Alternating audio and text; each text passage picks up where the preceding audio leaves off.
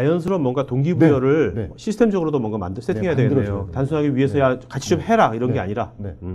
자, 그다음에 아까 고객에 대한 이해가 보니까 가장 힘든 점이 고객의 이해가 가장 힘들다고 그랬거든요. 근데 굉장히 좀 역설적으로 들리는 게 영업이라면 당연히 고객에 대한 이해가 해야 될 것 같은데 힘들다고 그랬는데 자, 그러면 어떻게 하면 영업 입장에서 고객의 이해도를 높일 수 있는 요즘 같은 또 굉장히 복잡한 시대지 않습니까? 아까 말한 대로 고객 자체가 한 명이 아니라 굉장히 여러 명이 이제 이해관계자가 많은데 이런 상황에서 교수님께서 추천해 주시는 고객에 대한 이해도를 높일 수 있는 뭐 좋은 방법이 있다면 어떤 게 있을까요?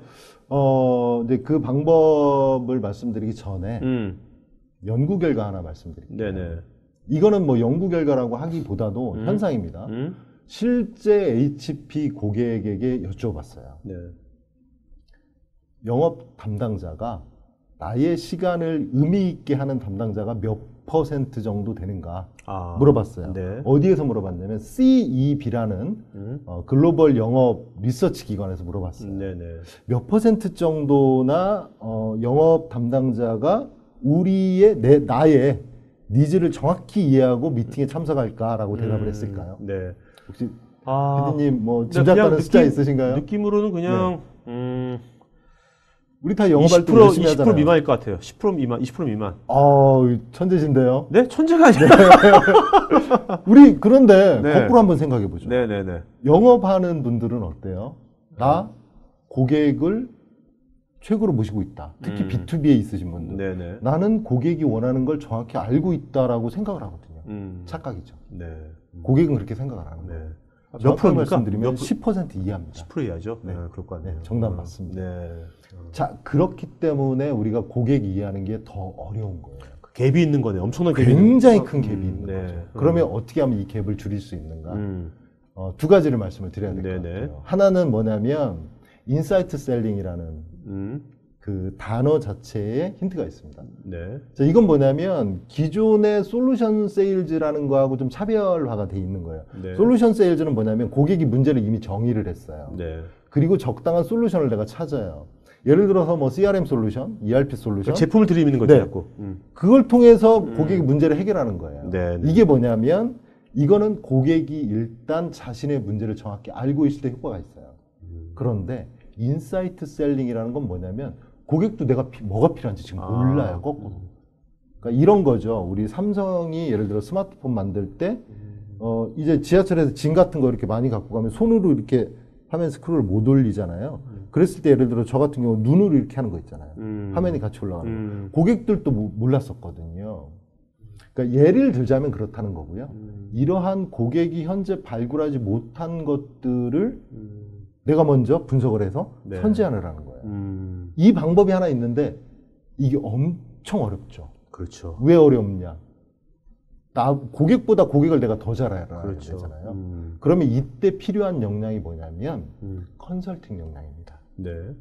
그래서 이제 다국적 기업, 특히 IBM이나 HP나 이런 기업들이 뭘 하냐면 프리세일즈 조직을 따로 두잖아요. 네. 최근에는 아니죠. 한 10년 전부터도 우리 국내 기업들도 뭐 삼성 SDS, LG CNS, SK CNC 이런 대기업들은 이미 LG CNS 같은 경우는 이제 BA라고 해서 비즈니스 어널리스트 직군을 따로 뒀거든요. 이 직군이 뭐냐면 실제 실무적인 지식도 있고 컨설팅 역량도 있는 조직이에요.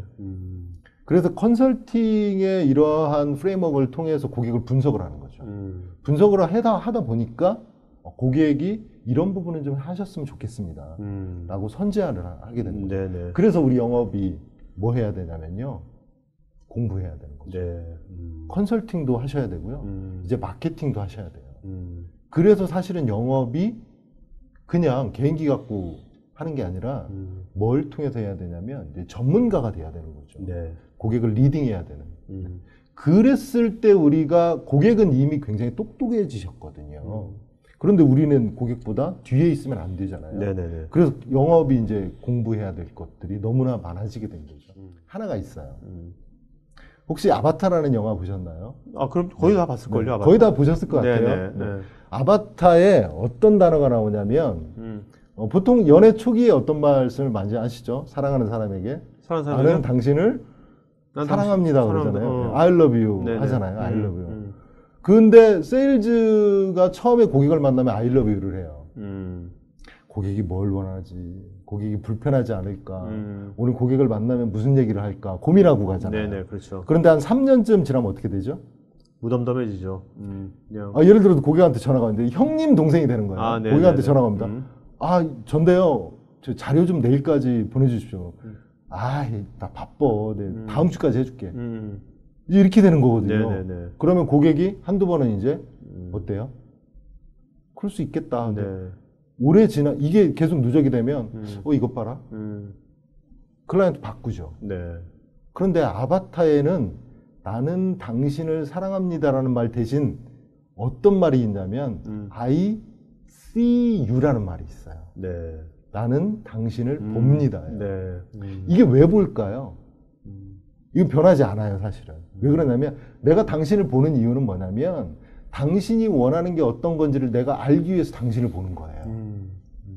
그렇기 때문에 변하지가 않아요. 네.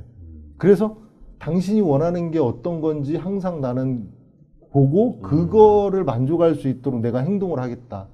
그래서 I see you인 거죠. 네. 그러니까 제임스 카메론 감독이 천재인 거죠. 네. 그래서 세일즈도 사실은 하나의 킥을 말씀드리자면 I see you 하셔야 돼요. 그런 자세, 네. 그런 마음의 자세가 굉장히 중요한 거네요. 변하지 않아야 되겠죠.